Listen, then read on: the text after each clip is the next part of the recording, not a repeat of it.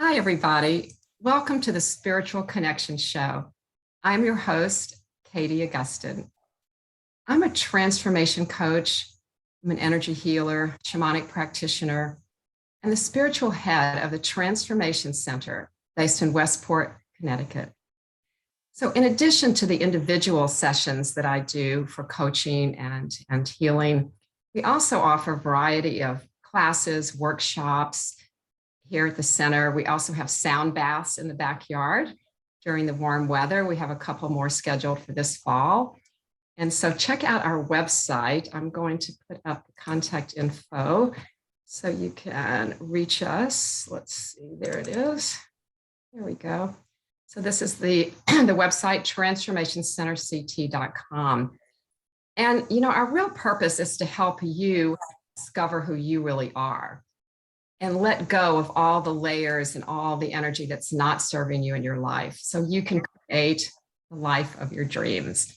In fact, we have a class coming up starting in October of 2022 called Consciously Create the Life of Your Dreams. And it's based on the book called The Map by Bonnie Lonsberry. I'm co-teaching the class with Michelle Giliberto. So please check that out on our website. We have a few spots still open at this point in time. So I hope you will join us. All right. So, the Spiritual Connection Show is all about connection. Because if you've seen it before, you know that connection is one of my core values. I just love meeting new people, finding out what they're about, hearing their stories, learning from them. Because I am really a lifelong learner. I just love learning. So today, I'm so excited that my guest is Dr. David McMillan, and he's going to share his story. Welcome to the show, David. Hi. Yeah. Here. Thanks. Yeah, I'm happy that you were able to join us. So I'm going to put up his contact info in case you're curious. Dr. McMillan lives in Nashville, and I actually met him a couple of years ago through my sister, who also lives in Nashville, and his lovely wife, Marietta. We spent some time together. I guess it was last year. Yeah. So I'm going to read a little bit about Dr. McMillan so you can get to know him before we get started. So Dr. David McMillan has been a practicing clinical and community psychologist for more than 40 years. He's the author of several books in his field, as well as many articles. He's the founder of the Nashville Psychotherapy Institute and co-director of Compose, a program that treats family violence. He has served as an adjunct faculty member of George Peabody College of Vanderbilt University, where he did his training, and Vanderbilt Nursing School and Fisk University. Dr. McMillan has also served as an elder for the Second Presbyterian Church in Nashville. And he's really known in his field for his sense of community and developing that, and also his definition of love. So I hope to hear about that. And I think he's a real pioneer in his field, and you'll see what I'm talking about when you get to know him. So again, welcome to the show, David. Good to be here. Yeah.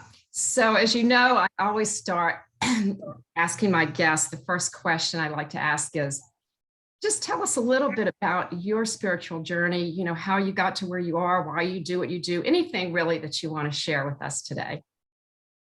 Well, I grew up in a small town in Arkansas, and I was immersed in the church, Presbyterian church in that small town. And in that period of my life, my spiritual journey was about knowing and about figuring out what the answers were.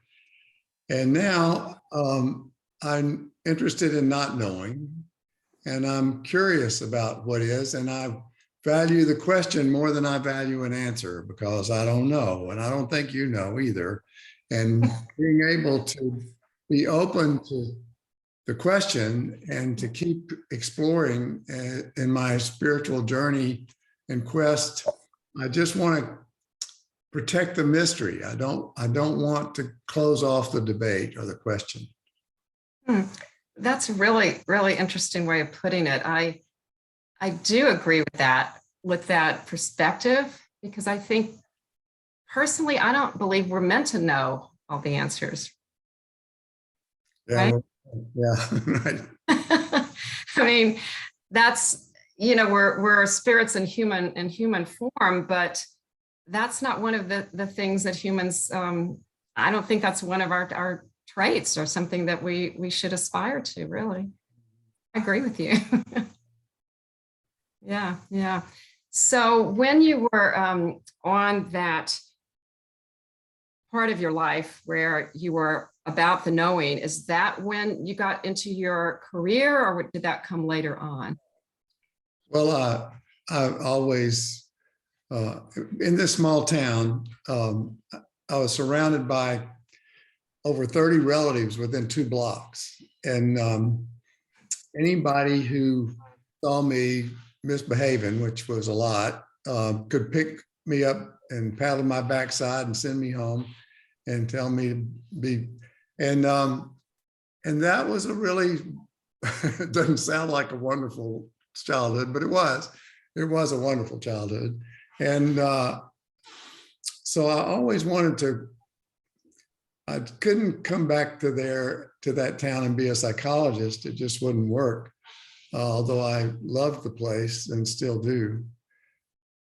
So I wanted to create a commune, a community like small town life in a big city. I lived communally when I was in graduate school for a while.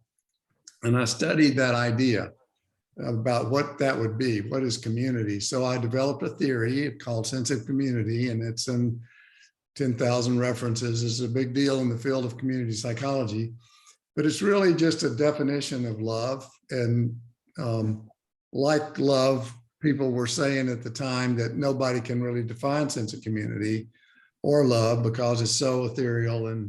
But I took on the challenge, and I did an attempt at it, and it became it was developed into an instrument that people give as research, and so the theory has quite a following, and I'm pleased that my child continues to do well. That's great. Can you share with us a little bit more about the theory or your definition of love? Yeah, I can. It's not, I hope I can do it succinctly. I've done it in a sentence before, but I'm not sure I can do it again. Well, a few sentences is okay. It's okay, fine. okay. All right. So the 4 elements. Okay. One is belonging, that feel that we fit, that we belong, that we have a seat at the table. Another is, and I call that element membership. Sometimes I call it spirit. But it's the religious part of community, the essence. And then the second piece is the government part. It's the influence part. It's the mattering part. It's that you matter to me and I matter to you. I can influence you. You can influence me. We trade, allow that to happen back and forth between us. That's the second part. Then the third part has to do with trade. And it's about the fact that you need to bring value to the relationship. It's a business. It's an economy. It has its own energy that moves back and forth. And you have one thing and I have another thing. And we put it together, and then the thing becomes more valuable than either one of us had, and we build value and wealth together, and that is part of our work as people who care about each other in our community, and being lovers. A man and a woman are 2 different people, bring 2 different energies together, and they build intimacy that way. Yeah. And the fourth thing is that it's public, it's known, there's an announcement that we are something, and we tell our story. And so, as you might have noticed, when you meet other people, you ask, how did you meet? And they tell you how they met, and that's part of their story. And without that story becomes symbolic in their relationship, and they create pictures and memories and symbols and traditions and rituals that become part of who they are as a couple and part of who the community is. Yeah. And so those are the 4 elements. Yeah. Yeah. No, interesting, because that last one you spoke of, it just reminded me of so many, just communities and how they live on as well. You know, you pass down the stories become a part of who you are as a people, as a culture, as a whatever, however you define community, however large or small it may be, whether it's a family unit or much larger. Yeah. Yeah, that's interesting. So that encompasses, those 4 elements encompass your definition of community. And then how does the love tie in with that? Well, it's the same. It's exactly the same. You belong to each other. You influence each other and let yourself be influenced by the other. You trade. You give your energy to them. They give their energy to you. And you announce, we are a couple. We are a unit. We belong together. We are together. We have symbols, wedding rings, and rituals that we do every anniversary. We do this, and we remember our story. Same thing. But what about the love?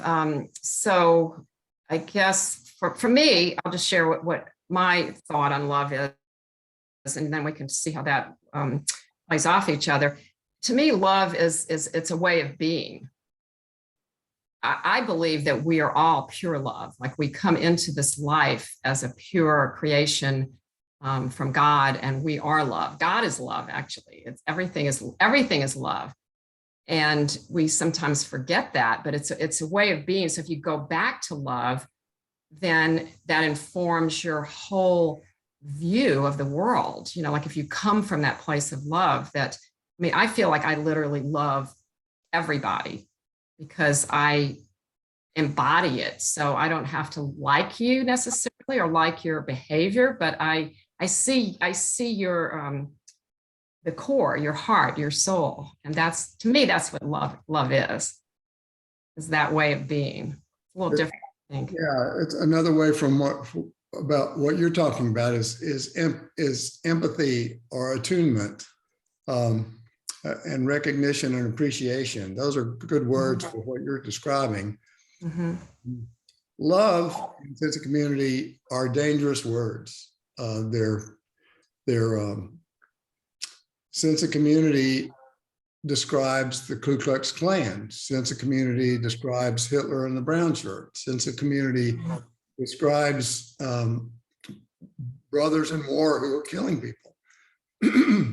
And so there's love. People do things for the love of their country. They do things that are awful. There was in Memphis in the 1930s, 40s, there was a woman who was the juvenile judge in Memphis, and she and another woman would steal children from families who were poor, and they would sell them. And they were doing that for the love of the children, for the best interests, and they called it love. So love is dangerous. Love is like an attachment, and when you connect in this glue, and the glue becomes so tight, then people can't move.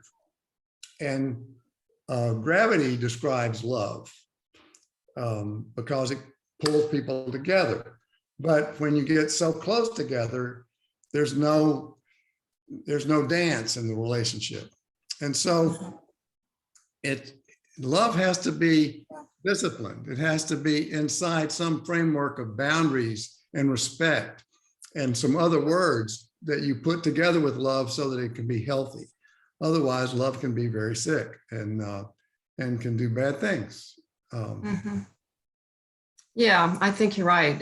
Love as an emotion, which I think what I've maybe made a different word for what I define as love. You know, I think it probably does need a different word, because to me, it's not the emotion of love. It transcends that. So it's more like divine love, like that pure love. So it's not tainted with any form of like attachment.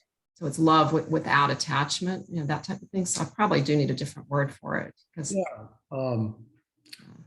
yeah, it's what does love mean without a bond? If we are together and you need me, I hope I would respond and to what you need and help if I can. And it's that tie that is the belongingness. And when you take the belongingness away, the influence away, it's hard to know what that is. It's like, what is justice? If justice is not part of love, then I don't think love really is a very good thing. And so divorcing love from attachment, connection, which is what you're talking about, loving somebody without controlling them, loving somebody without having any agenda for them, is wonderful. It's the Buddhist notion of love without ego. That's a great thing. But it's very difficult for us humans to do that when there's so much pain in the world. Yeah, no, I totally, I agree with you. It's very nuanced. And the other thing that that I believe that maybe I'd like to hear your input on is sometimes what it feels like is fear is the underlying cause of all suffering. And it's like it's there, it's like the absence of love. So it's either fear or love. Yeah, Freud said that fear was under everything. And it was the basic emotion that drives us. He also then talked about libido or want and desire. And it seems like those two emotions are very primary and part of all the other emotions. I say there are 9 emotions, and they're basic emotions, but they're fear is the opposite of faith. And so when we meditate, what we try to do is take our mantra, and it represents faith, and we want it to come into our center and replace fear. And thoughts that come back in, as they do with the vacuum that the mantra creates, thoughts come back in, and then fear comes back and replaces, faith comes back and replaces fear. And so we have these exchanges between fear and faith as we meditate. And that's exactly what we want to do. People get discouraged because they're going back and forth. But actually, this is the battle of faith and fear in our minds. And we're allowing faith to win. We're inviting faith back in to win and to empty our minds of this fear and to believe and to have confidence that the world is benign and that love and caring about people and connecting with people is not dangerous. Wow, that is so beautifully expressed. It's really, it's very moving the way you describe that. Thank you. I don't think I've ever heard it described quite that way, and it totally resonated with me and very, very moving. Thank you. I'm going to remember that one and share that because I think it's really important for people to hear. So thank you. Yeah. Oh, so you've been a psychologist for a long time. So tell me, you mentioned the 9 primary emotions. Is that what you called it? Yeah. What are the ones? Well, a fellow named Paul Ekman, says there are 5. Another guy named Tompkins says there are 13. Another guy named Izzard says there are 12. But there are a set of emotions that are universally expressed. All cultures, all humans have them. And they have a certain wiring that makes the face create an expression. So every emotion has a particular wiring in the brain, a particular set of neurohormones that go with that emotion, and a particular facial expression that pops on your face when you experience that emotion. Oh, that's really cool. Yeah, it's cool. It's really cool. It is. Yeah. Really cool. All right. Do you want to take a sip of water just to Yeah, clear? thank you. Okay. I do. Yeah, no problem. So can you share which ones, what are the ones emotions that you feel are the primary ones? Yes. I'm curious about that. One which people don't like is shame. So let's talk about shame. Okay. Shame may be the best human emotion we have. Shame is our newest, most evolved human emotion. It's the last one that's evolved. So Really? we don't deal with it very well. We don't know how to process shame in a way that makes it healthy. So shame can make messes. But the purpose of shame is to help us grow, is to teach us, hey, we don't want to do that again. It's to help us be accountable to other people. It's to help us heal relationships and say, I'm sorry, I was wrong. It's the best one of our human emotions. It's the worst one of our human emotions. Well, yeah, I was just thinking the same thing. From what I understand, it's the most toxic emotion. When we don't process shame well and we run away from it or try to avoid it, it really makes us nuts. And then when we feel it too much, we can just be paralyzed by it and lose all of our sense of self. So it's very dangerous emotion. But if we know how to use shame, then we can make it into our best friend. So one of the emotions that every emotion has an opposite emotion that resolves it in a healthy way. And the opposite emotion that resolves shame in a healthy way is joy. And the way you use joy to resolve shame is that if you're someone who's made a mistake and you walk into your shame and feel the pain of it, and that pain that you love somebody and you hurt them, that hurts you. That's what shame does. Then you confess that to that person. And really not very many people are capable of that. Most people run away from shame because it hurts so much. But the few people who can walk into their shame, claim it and say that belongs to me, carry that weight and not throw it on somebody else, they are rare, special people, people of honor.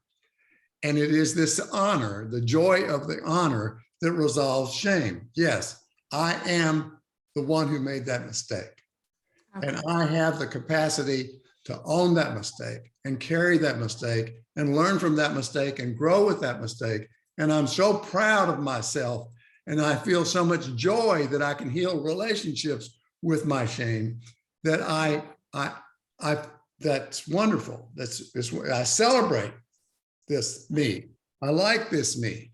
And so that joy is what resolves shame.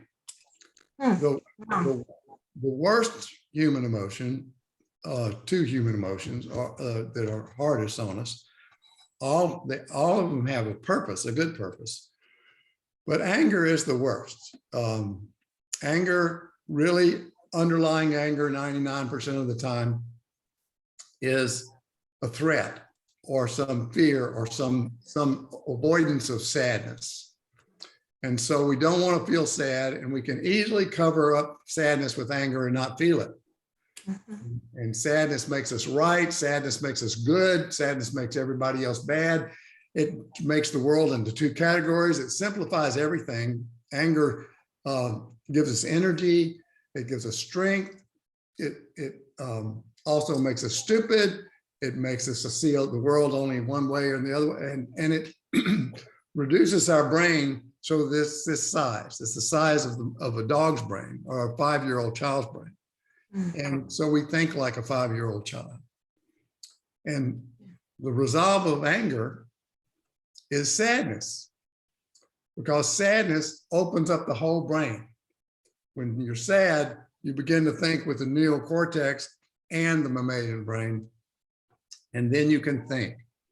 And sadness has different neurohormones, so it washes out and dilutes the anger neurohormones. But most people are afraid to feel sad, and they don't have the courage to go into the grief and the feelings of grief that they need to feel so that they can wash themselves free of their anger. And so sadness is a beautiful emotion, a wonderful, helpful emotion that brings sanity back to us when we're mad. Wow, that's so interesting. Mad, mad or angry. Right, yeah. That kind of mad. Yeah, that kind of mad too.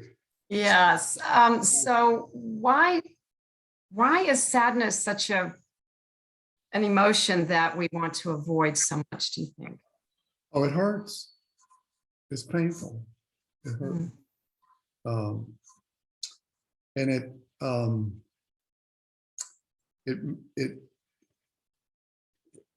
it's hard for us to understand the beauty of sadness because it is beautiful. It means, so I lost my brother when I was 14. He was 19. I worshiped my brother. It's, I'm 76 and it's still a sad thing to remember Bill. And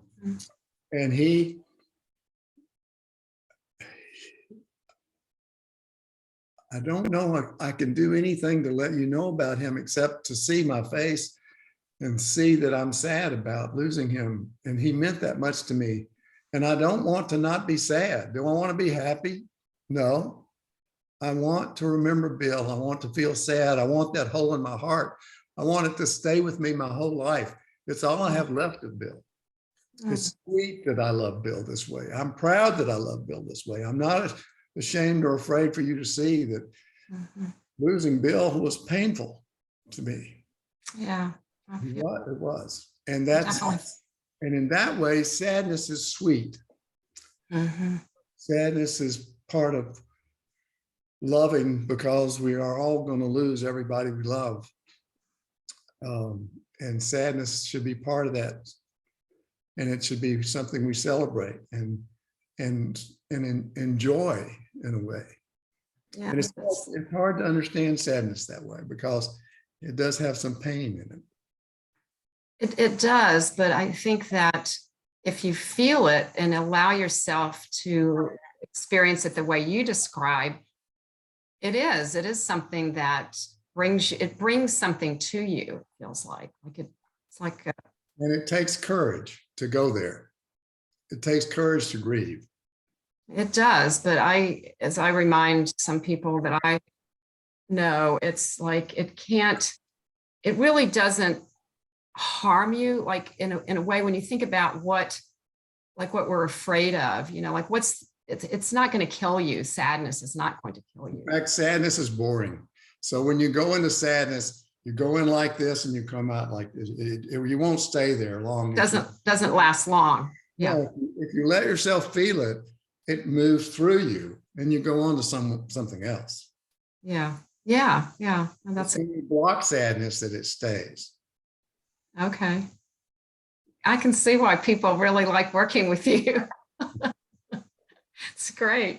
Well, we have about another minute. Is there anything, I know we didn't talk about all of the emotions, but those two sound like, those four, because they're paired, right? Sound like really important ones. Is there anyone else you share in the last minute? Fear is another negative emotion. Oh, yes. Fear, like you said. Yeah. I think that underpins a lot. So fear is only so long as you learn from it and then throw it away. Yes. So fear has a lesson to teach you. There's something that you need to pay attention to. But after you figure that out, you don't need it anymore. And that's perfect. Yeah. And then perfect way to end, because we're going to have to wrap up, I'm afraid. We'll have to continue this conversation another time. I really enjoyed having you and every minute of it. So thank you for being on the show.